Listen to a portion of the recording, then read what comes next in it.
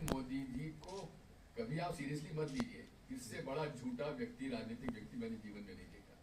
2 बार प्रधानमंत्री रह चुके हैं, तीसरी बार दावा है तो झूठा कैसे मान लिया जाए? झूठा क्योंकि हर बात पे झूठ बोलते हैं।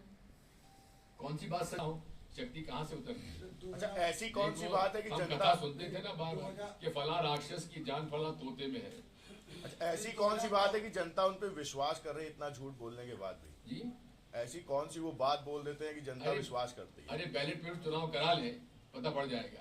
अब मध्य प्रदेश का मैं आपको बताता हूँ, मध्य प्रदेश के विधानसभा इलेक्शन में जो पोस्टल बैलेट डले, पोस्टल बैलेट में सरकारी कर्मचारी, अधिकारी, सेना के अधिकारी, सेंट्रल सर्विस अधिकारी, विकलांग, दिव्यांग और 80 साल की उम्र के बड़े लोग, हम लोग 230 सीट में से 199 सीट पे लीड करा हमने पोस्टल बैलेट में, और मशीन आई तो हम 66 पे समेटते रह गए। नहीं, दूसरा ये क्या सुप्रीम कोर्ट में भी आप नहीं समझा पा रहे, कहीं भी नहीं समझा पा रहे कि ये गलती हो रही है? बिल्कुल समझाने की पूरी कोशिश की है और प्रस्तुत हमने तर्क भी प्रस्तुत किए हैं कई जगह हमने। देखिए बात यह है, सॉफ्टवेयर आने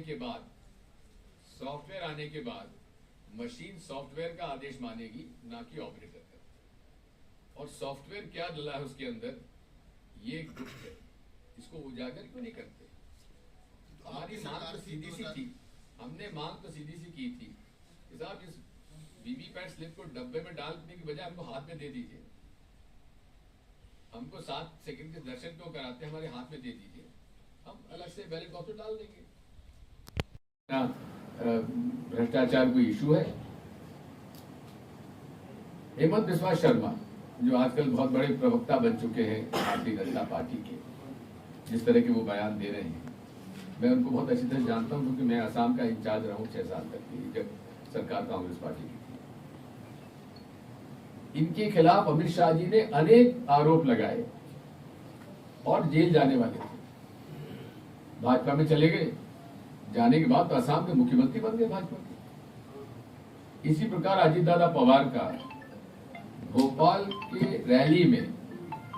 की रैली में सीना ठोक के कहा कि ये मोदी गारंटी है, मैं अजीत दादा पवार ने जो 70,000 करोड़ का घोटाला किया है इनको मैं जेल भेजूंगा। 3 दिन बाद पता पड़ा कि अजीत दादा पवार चले गए एनसीपी का को तोड़ के उनके साथ, और उसी विभाग के उनका जिस विभाग में 70,000 करोड़ का घोटाला था उसी परिवार को उसी में दे दिया गया विभाग, और वे डिप्टी चीफ मिनिस्टर बन गए और अब उनके सारे केसेस समाप्त कर दिए गए। तो ये संघ परिवार और मोदी परिवार में ये अब एक तुलनात्मक दृष्टि से मैं समझता हूं कि सभी लोगों को देखना चाहिए। अब वो क्या उनके मन पे क्या बीत रहा होगा मैं नहीं कह सकता, लेकिन इतना जरूर मैं कहूंगा कि आज उनमें भी थोड़ा बहुत सुगबुगाहट है। आखिर में मुझे पूरा विश्वास है उत्तर प्रदेश और बिहार हिंदी स्पीकिंग बेल्ट हमारा है, इसने हमेशा क्रांति को एक का रास्ता दिखाया है पूरे देश को, और ये धीरे धीरे लगने लगा है। First phase, second phase, third phase के बाद और उजागर हो रहा है, चौथी बात और हुआ है। लोगों में जो ऐसे लोग जो कि चुप बैठे थे अब वो खुलकर सामने आने लगे। इंडिया गठबंधन भी हमारा धीरे धीरे कल में झांसी में था, काफी उत्साह लगा लोगों के अंदर, और यहाँ भी रीतिरोन बाबू हमारे बड़े मित्र रहे हैं और बड़ी उनकी कृपा मुझ पर रही है, उनके बड़े योग्य सुपुत्र एमएलए भी रहे, हमारे कैंडिडेट हैं। मैं समझता हूँ कि इलाहाबाद में भी हमारी अच्छी रिपोर्ट्स आ रही हैं। इन सब बातों से लगता है कि यूपी और बिहार में भी जो एक क्लीन स्वीप हो गया था भारतीय जनता पार्टी के और एनडीए का, उदाहरण के लिए बिहार में तो सारी सीटें 40 में से 39 सीट्स उनके पास चली गई थी, केवल एक कांग्रेस का जावेद जीत के आए थे। यहाँ पर भी साफ मतदान होते हैं, 4 चरण के जो मतदान है हो चुके हैं, तो ऐसे में कहाँ देखते हैं इंडिया गठबंधन? इंडिया गठबंधन जितनी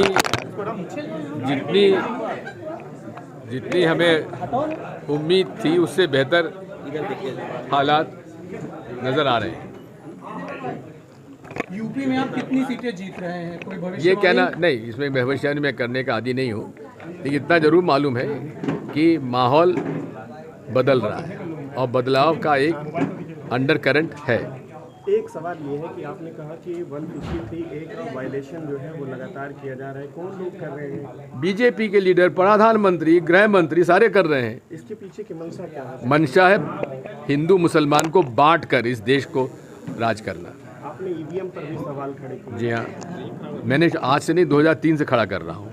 जो राहुल गांधी जी का कहना है कि संविधान खत्म करना चाहती है विपक्ष। निश्चित तौर पे 400 पार का मतलब क्या है? प्रधानमंत्री उम्मीदवार का जी प्रधानमंत्री उम्मीदवार